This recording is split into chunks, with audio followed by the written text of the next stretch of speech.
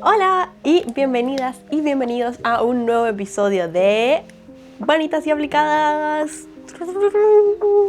Hoy estamos en el episodio 7. Yo todos los episodios. ¿Pueden creerlo? Es que ni yo me lo creo.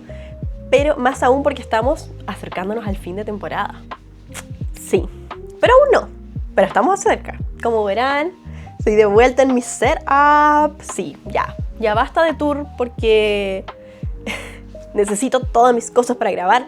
Bien, estoy aquí de vuelta en Santiago porque también entré a clases. A mi último semestre. No sé cómo sentirme al respecto. Último semestre. Es como que suena eso de ¿qué va a ser de mí? ¿Qué va a ser de mí? Así estoy. Me he puesto un poco reflexiva y de hecho este último semestre me dieron ganas de tomar muchos ramos. De hecho, no pude tomarlos todos porque tenía exceso de créditos. Pero qué entretenido aprender. Yo les juro que a veces, sí, estoy como hoy tengo que ir a clases, no sé qué, volví a clases. Pero encuentro que hay que aprovecharlo, hay que sacarle al máximo. Yo estoy tomando ahora 2 idiomas porque estoy estudiando mi tercer y cuarto idioma. Yes, girl. Y yo digo que aprender otro idioma es de bonitas y aplicadas, ¿sí o no? Y por eso les tengo una promoción exclusiva. ¡Yupi! En English Rose Academy nos dieron una promoción especial por si quieren aprender o mejorar su inglés. Tienen como opciones 5 planes diferentes para elegir, o sea, no es solo básico, avanzado, no. Está el Surviving Abroad, que es uno de los que más me llamó la atención porque está pensado para cuando te vayas de viaje o vayas a un país extranjero y te tengas que enfrentar al aeropuerto, a los hoteles, a pedir cosas, a ir a restaurantes. Entonces está enfocado precisamente en eso. Tenemos también el Your Voice in English, que también de diva, porque es para cuando ya tienes una base de inglés intermedio o avanzado, pero quieres perfeccionarlo, principalmente tus habilidades orales, para dar mayor confianza, mayor fluidez y que puedas hablar perfect. Y también tienen otros planes de nivelación o reforzamiento académico. Cosas importantes de la English Rose Academy es que tiene clases 100% online y flexibles que se adaptan completamente a ti y que las clases son o individuales o en dupla. Y por eso tienen aquí, les voy a dejar la super oferta que pueden elegir si contratan el plan individual o dupla. Cualquiera de las anteriores pueden inscribirse en esta academia y además con descuento exclusivo de Bonitas y Aplicadas. Simplemente tienen que contactarse y decir que vienen de parte del podcast. Oigan, y el inglés es uno de los protagonistas del episodio del día de hoy porque vamos a estar hablando de nada más y nada menos que Estados Unidos y la Unión Soviética y cómo estos dos revolvieron al mundo con la Guerra Fría. Así que ya sin más, comenzamos el episodio de hoy. ¡Vamos!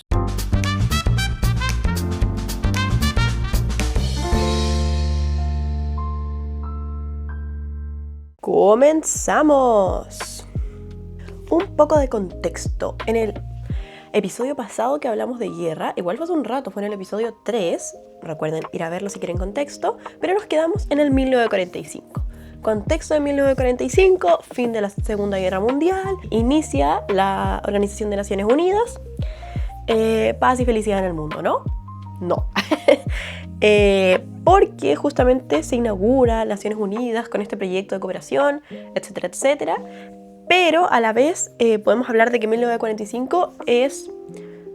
Hay debate sobre esto, ya lo hemos mencionado, pero a nivel general podemos decir que el 1945 es el inicio de la Guerra Fría como tal. ¿Qué contexto hay en el mundo? Principalmente un sistema bipolar. ¿A qué nos referimos con esto?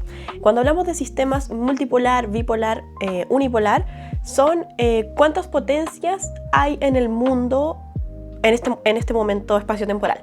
Por ejemplo, si hablamos de Europa 1800, multipolar. ¿Por qué? Porque tenemos Alemania, tenemos a Francia, tenemos a Gran Bretaña. Entonces son varios países que compiten y se reparten el poder, podríamos decirlo. Sí, para esto ya tienen que haber hecho tarea y ver otros episodios, pero claro, al final el equilibrio de poder se distribuye en múltiples potencias. Entonces ahí hablamos de un sistema multipolar. Pero en este caso, el sistema bipolar, ¿por qué sucede? Porque Europa, después de 2 guerras, podemos decir que queda devastado. O sea, si ya había quedado devastado de una guerra, imagínense de dos. Entonces claramente no tienen como la presencia ni la plata, que digámoslo, una de las cosas más importantes como para ser potencia es tener los medios dentro de eso económicos, y Europa no los tiene. Entonces, quienes renacen como las dos nuevas potencias en este periodo son Estados Unidos y la Unión Soviética, que la Revolución Rusa, ya lo vimos también, ya aquí la Unión Soviética consolidada como una potencia. Entonces, en este panorama nos encontramos en una distribución de poder bipolar en el mundo. Ahora, la bipolaridad que se vivió en esta época no responde solamente a como, ¿cómo nos distribuimos el poder? O solamente son como los dos más conocidos. No, fue una competencia total. O sea, estamos hablando de competencia, por supuesto, económica, pero de influencia, de tecnología. Realmente todos los aspectos, no solo económicos, sino que políticos, culturales, entraron a competir en este sistema bipolar. Y aquí hay un concepto que me gusta harto, que se habla en relaciones internacionales, que se habla del periodo como de suma cero. ¿Y a qué se refiere esto? Que básicamente cualquier avance suma cero. Lo reformulo para que se entienda mejor. El avance de una potencia significaba el retroceso de la otra y viceversa. Entonces había suma cero, o sea, nadie ganaba, solo estaba en cero. Ahora, otra cosa importante de lo que les mencioné es que los bloques de influencia se volvieron una cosa sumamente importante dentro de esta época, porque como la guerra no fue del todo bélica, o bueno, se dice que no fue bélica, se concentraba más en bloques de influencia, es decir, ¿qué países tengo yo bajo el control de mi influencia? Y eso se volvió una de las como luchas principales o una de las disputas principales. Ahora, dato curioso o no tan curioso, porque quizás lo saben, ¿por qué se llama Guerra Fría? Porque hacía mucho frío. That joke. Pero no, se llama Guerra Fría porque se dice que no hubo un conflicto bélico, es decir, caliente, dentro de la Guerra Fría. Entonces, esto se manejó en base a tensiones. Ahora, yo estoy en desacuerdo con esa descripción porque, bueno, ya lo vamos a ver más adelante, pero la Guerra Fría no fue tan fría porque fue fría entre una guerra directa entre Estados Unidos y la Unión Soviética, que no existió. Pero sí hubieron muchas guerras que nacen desde esta disputa de bloques de influencia de Estados Unidos y la Unión Soviética. Entonces, en teoría, sí, se llama Guerra Fría porque no hubo un conflicto directo entre estas dos potencias y una guerra como lo fue la Segunda Guerra Mundial. Pero eso no quiere decir que esta guerra no tuviera ningún afectado, ningún muerto, porque los bloques de influencia al final sí terminan ocasionando guerras. De hecho, incluso algunos como teóricos de la época lo llamaban como la larga paz. Bueno, ahí, insisto, hay como debates teóricos, me imagino. Pero claro, luego también entiendo la lógica que, venían de una mitad de década completamente bélica, o sea, con 2 guerras mundiales que arrasó con millones de muertos. Entonces, sí, entiendo que la Guerra Fría se pudiera percibir como una paz, pero mirándolo desde el panorama actual de cómo percibimos la paz, claro, creo que no fue pacífica. Pero esas son interpretaciones modernas de hechos pasados. Ahora, hechos que pasaron en 1945 y como la seguidilla de años posteriores que importan para la Guerra Fría. Primero, la conferencia de Yalta y de Potsdam. Esta misma conferencia es donde se crea Naciones Unidas, pero ¿qué más pasa en esa conferencia? Bueno, aquí se reúnen los grandes líderes. Podemos ver una foto de Churchill con Stalin como ¡wow! Eso no lo van a ver en ninguna otra parte. Y bueno, otra de las cosas que sucede en esa conferencia es que se decide desmilitarizar Alemania, dividiéndola en 4 zonas. Y esa zona se le da control a cada uno de los aliados. En este caso fue a Reino Unido, Estados Unidos, Francia y la Unión Soviética. Ahora, si bien en papel lo que se decía era la desmilitarización de Alemania, lo que terminó siendo fue una división de bloques de influencia de las dos potencias del momento, Estados Unidos y la Unión Soviética. Y esto se volvió hablado, pero no fue hasta 1946 con los dichos de Churchill, que dice que había caído un telón de acero sobre Europa.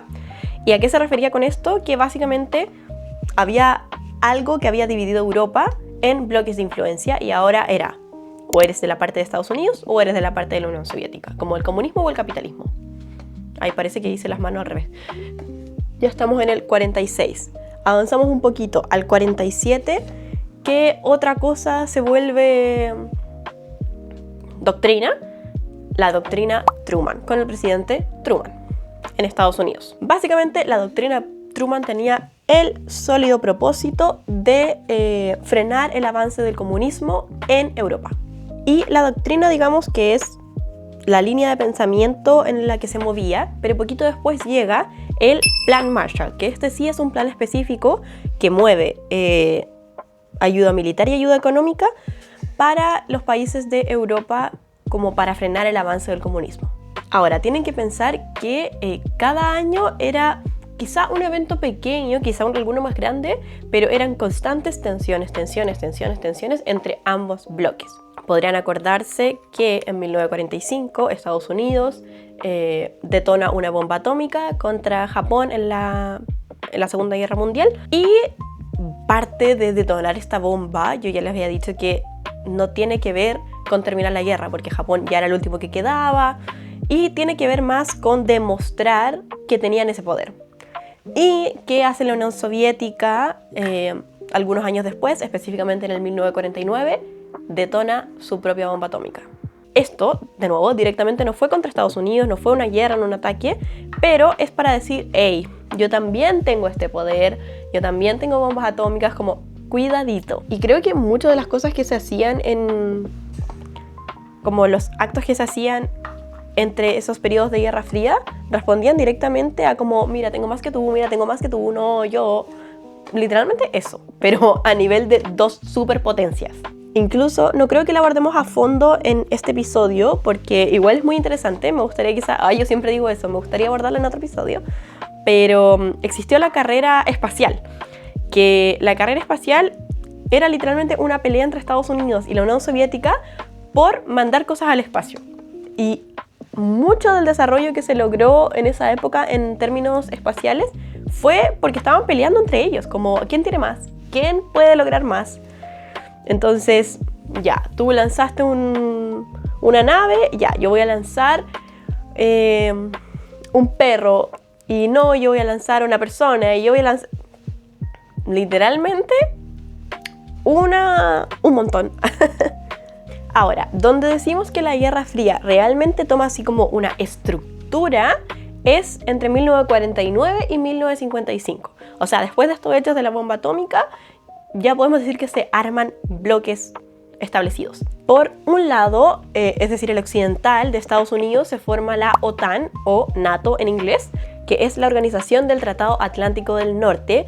¿Y qué principio guiaba a esta organización? La defensa colectiva. Es decir, si atacan a uno, atacamos todos. Ese era básicamente el principio. Muy simple si me preguntan, pero muy potente. O sea, ojito, como si la Unión Soviética se viene conmigo, tenemos todos estos, como mi gang. ¿Y cuál fue la respuesta de la Unión Soviética? 1955, el Pacto de Varsovia, que oficializaba la unión del bloque de Europa del Este con la Unión Soviética. Con lo económico podemos decir que fue un poco similar, porque por parte del bloque occidental estaban los acuerdos de Bretton Woods, que más tarde se van a convertir en el GATT, pero para ese momento son los acuerdos de Bretton Woods. Y por la Unión Soviética estaba la Comecon, que era el Consejo de Mutua Ayuda Económica, y también ayudaba a los países que decidieran implementar el comunismo o apoyar a la Unión Soviética. Y ahora quizás ustedes se pregunten como, ¿y la ONU? Hasta ahora, la ONU yo creo que queda en una posición complicada. ¡Ay, mi pelo!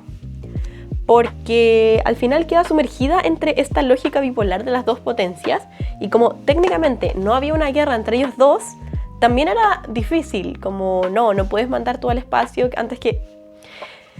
Es complicado. Pero sí podemos afirmar que pausó mucho el progreso de iniciativas en esa época que fuera propuesta por algunos de los dos bandos. porque, así como recordatorio, dentro de los 5 miembros permanentes del Consejo de Seguridad de la ONU tenemos precisamente a Estados Unidos y a la Unión Soviética. Y entonces, imagínense que cuando uno de los dos sugería alguna iniciativa dentro del Consejo, ¿qué hacía el otro? La rechazaba, la vetaba. Entonces ninguno de los dos podía avanzar mucho con las iniciativas que quería realizar dentro de la organización. Ahora vamos a pasar un poco a revisar lo que fue del tercer mundo. No me gusta mucho este término porque creo que es como, ok, ¿quién es el primer y segundo mundo? Como porque hay divisiones, pero esa es otra lógica filosófica que podemos revisar en otro momento. Pero el tercer mundo se conoce como los demás, los que no son Europa, Estados Unidos, Unión Soviética, como el tercer mundo. Y vamos a pasar a revisar un poco qué fue del tercer mundo y uno de mis movimientos favoritos, el movimiento del no alineamiento. Lo cual es un super bad timing porque Chile se acaba de salir después de más de 5 décadas del movimiento de países no alineados. Para entender por qué llegamos a tener un movimiento de países no alineados, hay que ver al resto del mundo. O sea, al final la historia es súper eurocéntrica. Todo pasa en Europa y no sé qué. Pero al mismo tiempo que tenemos a estas dos potencias peleándose, tenemos la descolonización del continente africano, que también es muy relevante. Y imagínense estar dentro de literalmente un proceso de decolonización y que más encima tengas a dos superpotencias presionándote de que tienes que elegir un bando. Y tú en medio de una descolonización del país, un proceso de independencia, un establecimiento de instituciones. Entonces, ante la presión de las potencias, muchos estados dijeron, ¿sabes qué? No voy a elegir entre tú y el otro porque recién me estoy estabilizando y más encima quieres que elija y me comprometa con uno. O sea, no. Y eso principalmente fueron países africanos y asiáticos.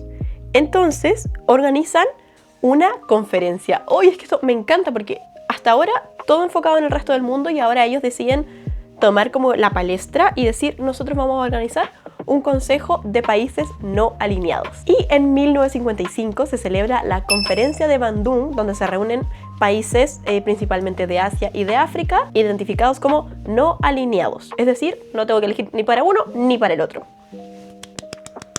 Bravo. Luego de eso, 6 años después, tienen su propia conferencia en el 1961 en Belgrado. ¿Y cuáles son algunas de las figuras importantes que podemos destacar de del movimiento de países no alineados? Son Nasser en Egipto. Nasser. Ustedes saben que con las pronunciaciones no soy la más exacta, pero son, ¿ok? Tenemos a Nehru de la India, Tito de Yugoslavia y Sukarno de Indonesia, que fueron los líderes de esta conferencia y de este movimiento. Bueno, yo creo que una de las razones por las que me gusta tanto este movimiento de países no alineados es porque, como les decía, siempre ha sido todo muy eurocentrista y creo que en este momento de la historia los países se unen para un poco mostrar que estos intereses que tienen las superpotencias le estaban afectando y las superpotencias lo veían como, ok, una zona de influencia más, cuando ellos tenían intereses propios y no necesariamente querían seguir y apegarse a uno de los dos bandos. Entonces lo encuentro clave. Y por eso también estoy en desacuerdo que Chile se haya salido. Porque pese que ahora no tiene ninguna repercusión directa estar en el foro de países no alineados o no, porque claro, ya no estamos en Guerra Fría, igual era un foro que une finalmente al sur global, lo que se ha considerado como históricamente como el sur global. Entonces, no sé, no tan de acuerdo.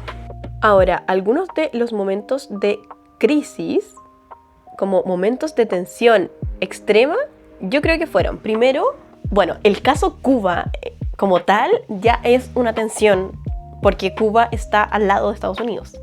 Entonces, bueno, con la Revolución Cubana en 1959, ese primer punto de tensión, porque significa que el comunismo había llegado a las narices de Estados Unidos. Así que se imaginarán lo contentos que estaban en Estados Unidos. Otro hito importante por el otro lado del mundo, en 1961 se construye o se arma el Muro de Berlín. Sí, el famoso Muro de Berlín que dividía la ciudad físicamente entre el lado occidental y el lado oriental. Y en 1962, o sea, un año después de eso, crisis de los misiles. Por eso les digo que aquí es una seguidilla de cosas, una cosa tras otra, pequeñas o no, conflicto, conflicto, tensión, tensión, tensión. Ahora, ¿qué fue la crisis de los misiles en 1962? Yo creo que da para una explicación muy larga, pero vamos a hacer una explicación acotada para que se entienda un poco la gravedad de la tensión que fue en esa época. Crisis de los misiles se atribuye porque precisamente encontraron misiles en Cuba. Misiles en Cuba, Estados Unidos lo descubre y dice, nos van a atacar. Y eso significa que Estados Unidos estaba listo para responder con bombas nucleares. Es decir, podían acabar con el mundo, básicamente. Una cosa poca, una tensión relajada. Podían terminar con el mundo. Entonces fueron 13 días, que fue entre la respuesta de Estados Unidos, que el mundo no sabía si se iban a acabar o no. No, pero si iban a iniciar un conflicto, una guerra nuclear. Una locura. Ahora, ¿cómo se resolvió esto? Llegaron a un acuerdo, menos mal, por eso estamos aquí, donde la Unión Soviética tenía que retirar esos misiles de Cuba, claramente, a cambio de que Estados Unidos no iba a tomar control de Cuba, sino que seguía siendo de la Unión Soviética, y retiraron sus misiles escondidos en Turquía.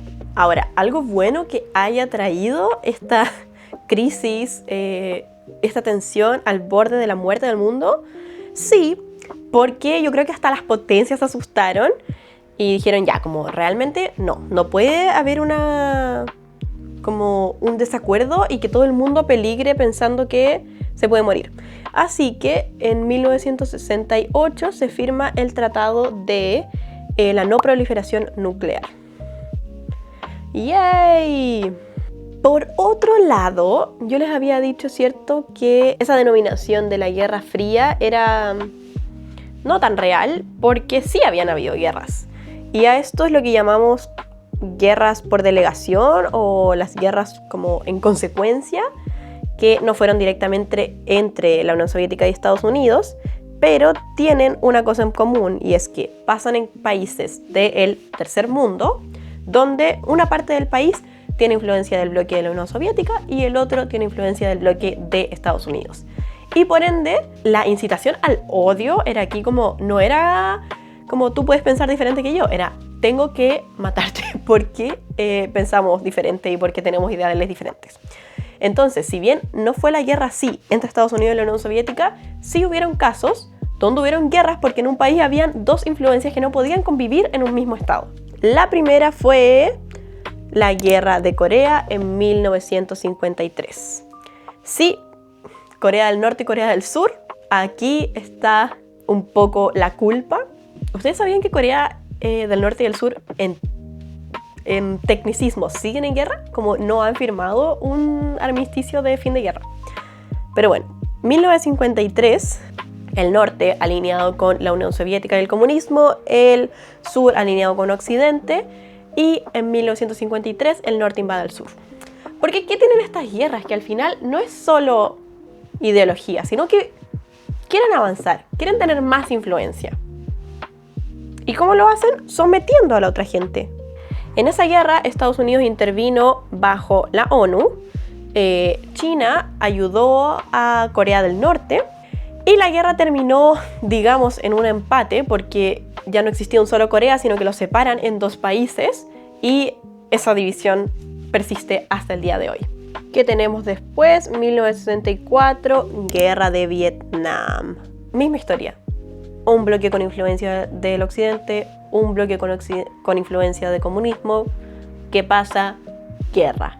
Estados Unidos, obviamente, apoya económicamente al lado occidente, la Unión Soviética, lo mismo con el lado comunista, y al final financian guerras que no son en sus territorios. Esta guerra sí no termina en un empate o en una división de países, sino que en 1975 derrotan a Estados Unidos y Vietnam queda consolidado como país comunista. Ahora, esto para la Unión Soviética, celebración total, o sea, el comunismo había ganado. Pero pasan algunos años y ¿qué viene? Afganistán, otro país más. Misma historia, no tengo que repetirlo. La guerra empieza en 1979. Fueron 10 años de guerrilla, de avance, obviamente financiado por las superpotencias. Pero aquí, un hecho importante es que esto empieza en 1979, 1989, la Unión Soviética se retira de la guerra. Y esto ya nos da paso como a una señal de que la Unión Soviética estaba cayendo, porque retirarse de una guerra, no. Así que esto manda una señal. Ahora, vamos a retroceder un poco, porque estas fueron como las guerras proxy que se llaman, que son las guerras que no pasaron directamente, pero pasaron. Pero por otro lado, pasamos a un continente, o parte de un continente, que no tuvo estas guerras directas, pero sí, definitivamente, sufrió las consecuencias de la influencia. Y estamos hablando de nuestro Latinoamérica. Of course. Aquí a veces uno habla de historia y la gente... ¡Comunista! Te apunta de comunista, pero... Así que lo vamos a repasar así bien con hechos puntuales. Estados Unidos consideraba a Latinoamérica como su influencia natural. O sea, somos americanos, tienen que estar conmigo, como se les ocurre con la otra potencia. Entonces lo dio un poco por sentado, pero obviamente tenía planes y doctrinas que impulsaban el comunismo en la región. O sea, que impulsaban el no avance del comunismo en la región. Ahora, sabemos que las dictaduras en la región fueron causa de una influencia de Estados Unidos. O sea, Estados Unidos estaba detrás de esto. Literalmente tuvieron influencia en las dictaduras de la región y específicamente en el caso de Chile, porque en el caso de Chile fue electo un presidente socialista, pero asociado con el bloque comunista, y fue electo. Estados Unidos dijo, eso en mi región, porque obviamente para Estados Unidos es su región, no puede pasar. Y bueno, esto de hecho tiene un nombre en historia que a lo largo de la década de los 70, si se dan cuenta, toda Latinoamérica tuvo una dictadura. Y esto fue la Operación Cóndor, que finalmente era una red de persecución comunista para evitar cualquier comunista en la región. Así que yo creo que vuelvo a la idea que los países del sur global sufrían las consecuencias de estas guerras entre las superpotencias. Y lo vimos en Latinoamérica, en Asia, en África. Ahora, entre ese periodo, entre Vietnam y Afganistán, se decía que, o al menos se pensaba que la guerra podría haber terminado, porque estaba todo más calmado, pero con la vuelta de la guerra de Afganistán queda claro que no. Y eso se llama como la segunda parte de la Guerra Fría, que es precisamente desde Afganistán hasta el fin de la Guerra Fría. Y ahí es donde vamos ahora. ¿Qué pasa en 1985? Llega Gorbachev al poder de la Unión Soviética.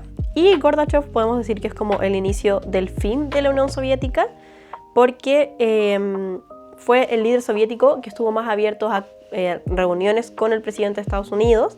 En este caso, Ronald y Reagan se reunieron en varias cumbres. En 1987 también se reúnen y firman un tratado para eliminar cualquier amenaza de misil nuclear. Y también Gorbachev finalmente lo que hace es dejar de sostener y financiar a los gobiernos comunistas. Y obviamente eso hace que decae, porque esto se mantenía dándole plata. Suena como muy ligero, pero al final es así. Si no hay financiamiento, no hay nada. Y cuando dejas de financiar, esto se vuelve más débil. O sea, dejas de financiar, los países ya no se ven apoyados y empiezan a haber nuevas opciones. Y desde que entra en 1985 Gorbachev y deja de financiar y dar apoyo a los gobiernos, sobre todo de Europa del Este, empieza a caer el comunismo así, uno tras uno, en un país. En todos los países que conformaban la Unión Soviética. En Polonia en 1989 tienen elecciones, gana el Movimiento de la Solidaridad, que era la oposición al comunismo, y las demás dictaduras simplemente cayeron. Y otro hito importantísimo del 1989, que es la caída del muro de Berlín. Destruyen el muro de Berlín y eso simboliza básicamente la destrucción de esta barrera y de este telón de acero que se había instaurado desde los 40s, 50s. Es como una metáfora de decir, no, ya no hay división. En 1990 es la reunificación alemana y oficialmente en 1991 la Unión Soviética se desarma y se convierte en 15 países independientes. Y con ese hito, ¿qué más? Estamos hablando del fin de la Guerra Fría, porque en la Guerra Fría era entre dos superpotencias y ahora quedaba solo una. Y eso creo que es otra parte importante, porque pasamos de un sistema internacional bipolar, como lo hablamos al inicio, a un sistema unipolar. Y eso también era muy aterrador. ¿Qué pasa cuando hay solamente una superpotencia en el mundo? ¿Se arregla todo y vivimos felices para siempre? No. Me encantaría decirles eso, gente que estaba en el 90 pensando que la Guerra Fría terminó y ahora todo va a ser mejor. No exactamente. O sea, mejor puede ser. Paz absoluta no tenemos. Yo creo que nuevamente nos da para un capítulo completo para hablar todo lo que ha pasado desde el 90 hasta ahora. Finalmente son 40 años. Pero definitivamente hubieron muchos cambios. Pero esta base también nos sirve para entender las teorías, acciones que pasan ahora, como por qué este país tiene beef con este otro. Como, siento que la historia nos aclara muchas de esas dudas. Yo creo que la historia de las relaciones internacionales de los últimos 40 años, como del 90 hasta ahora, probablemente vaya en la próxima temporada, porque estamos llegando al fin de temporada. Este es el capítulo 7. La temporada probablemente tenga 8 episodios, así que me va a dar tiempo de nutrirme de más ideas, no sé. Vamos a tomar una breve pausa, tampoco tan larga porque me gusta este contenido que estamos haciendo. Estoy feliz con el resultado. Pero antes de todo eso, antes de finalizar este episodio y darles unas sorpresitas que les tengo, vamos a, por supuesto, apreciar este look. ¡Me encantó! Tengo sorpresitas. Estamos llegando, como digo, al fin de la temporada. Y no solo eso, yo también he subido hartos contenidos a YouTube y agradezco mucho como el recibimiento que han tenido esos contenidos. Así que tengo una dinámica que es de seguidora activa de YouTube, exclusivamente de YouTube. Y les voy a mostrar qué se podrían ganar por seguir lo que han hecho en realidad este tiempo, que es apoyar el canal. Suscribirse, comentar, dejar un like, todo eso me ayuda muchísimo y por eso quiero retribuírselo a ustedes. Y una personita de acá puede ganarse todo esto, ¿ok? Todo esto va a ir en una cajita, ¿ok? Tenemos este French Rose Milk de Polite Society, que es una bruma para hidratar la carita para el maquillaje, antes del maquillaje. Y también sirve para refrescar el maquillaje. O sea, si tú ya tienes un maquillaje, pero sientes que le falta como un glow, está. Un labial de MAC, que es el mismo que yo, o sea, no es el mismo. Es este mismo que ocupé para ahora, pero en otro tono. Pero a mí me gustó mucho el labial, así que creo que a ustedes también les podría gustar. Así que van estas dos cositas. Esta barra iluminadora que es para dar glow a la piel. Por supuesto que de skincare no nos podíamos quedar atrás. Y va un serum de Nivea de la nueva línea, que pueden ir a ver el blog del evento. Y por último, algo que no sea solo maquillaje y skincare, tenemos una billetera de Booba. ¡Tirín! Todo esto se podrían llevar por ser la seguidora activa de YouTube. Aprovechen que tengo ni siquiera aún 1000 suscriptores, así que no estarían compitiendo contra mucha gente. Este video se va a subir la semana del 10 de agosto, así que más o menos en la semana del 10 de septiembre voy a dar a la ganadora. Pero yo creo que en realidad es un agradecimiento por haber apoyado. Me envían mensajitos a veces, me hacen comentarios y en realidad lo valoro muchísimo. Este es un contenido que busca acercar un poco la teoría a contextos más cotidianos, que podamos escuchar un video de YouTube ahí haciendo la cama, arreglando la pieza, comiendo algo, y que no sea como tan un big deal entender de política internacional o de las guerras, sino que es una cosa que podemos aprender en cualquier momento de nuestro día. Y por supuesto, viendo un full glam, que también si siguen esto para aprender estos maquillajes también increíble. ¿Qué más les digo? Eso es todo por hoy. Que estén muy bien y nos vemos en 2 martes más. ¡Chao!